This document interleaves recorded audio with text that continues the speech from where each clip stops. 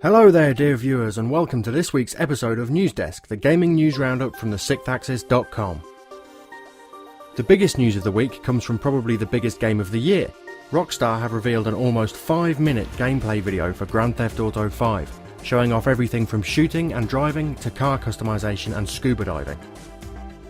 The video, apparently made up entirely of PS3 footage, also goes into detail on heist planning, character switching, and even takes a moment to tease Grand Theft Auto Online, the game's new expanded multiplayer mode.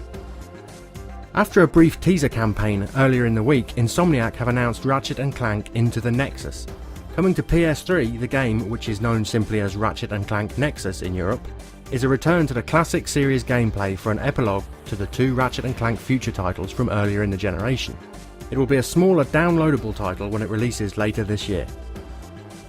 Also in new announcements, Namco Bandai have said that they will be bringing 2012 Japanese PS3 title Tales of Xillia 2 to Europe next year, following the planned Western release of the first game this August.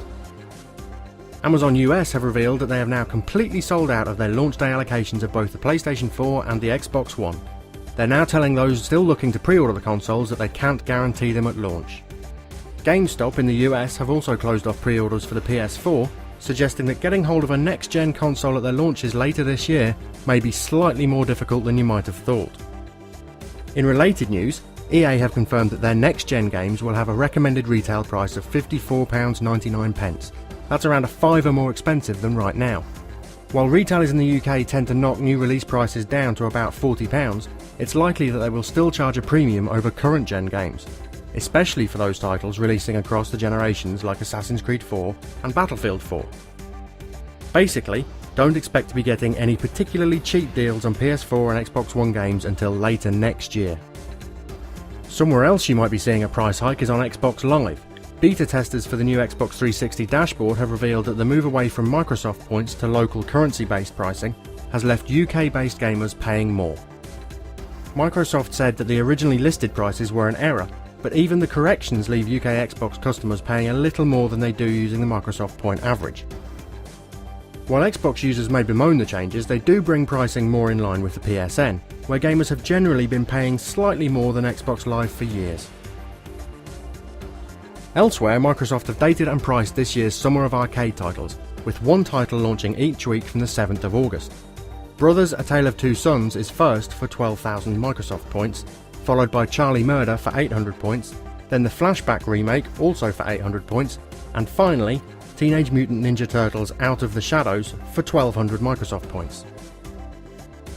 Sony have revealed the pre-order bonuses for PS4's Killzone Shadow Fall, including skins for the in-game drone, the Owl, an exclusive multiplayer taunt, and a download of the game's soundtrack, as well as confirming that Homeland's David Harewood and True Blood's Jamie Gray Hyder will be starring in the game.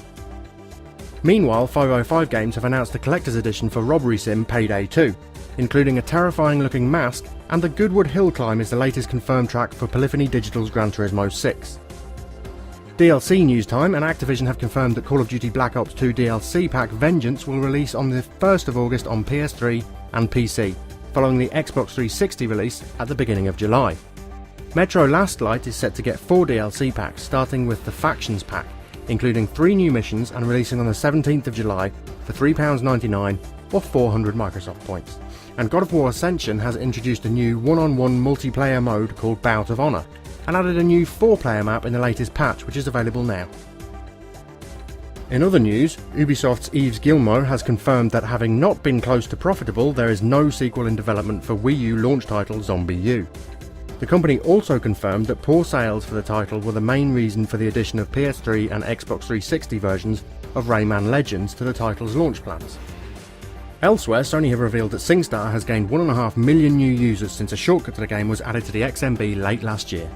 Epic Games have confirmed the cancellation of iPad showcase title Infinity Blade Dungeons following the closure of developers Impossible Studios back in February. Amazon France are now listing a Game of the Year edition of DC Comics fighter Injustice: Gods Among Us. That's not just bundling up DLC, but also bringing the title to Vita and PC. Trouble publisher Index, the parent company of Atlas, has registered a domain for Persona 5 following silence on the game since it was announced to be in development way back in August 2011. If you've been expecting some dramatic change in the charts this week, I'm sorry to disappoint you. The Last of Us is still at number 1, with more than 3 million sales so far, making it both the fastest selling PS3 title of 2013 and the fastest selling new Sony IP ever. Minecraft Xbox 360 edition is still in at number 2, Animal Crossing New Leaf has dropped to 4, with FIFA 13 and Assassin's Creed 3 returning to the top 10, taking 3rd and 5th in the chart respectively. Wrapping things up for this week's show, Valve has finally taken the beta tag off Dota 2, making it available to everyone via Steam. A new firmware update is now available for the Wii U, adding update downloads and installs while in sleep mode. And titles from Naughty Dog's Crash and Uncharted series are on sale on the PlayStation Store until next Friday.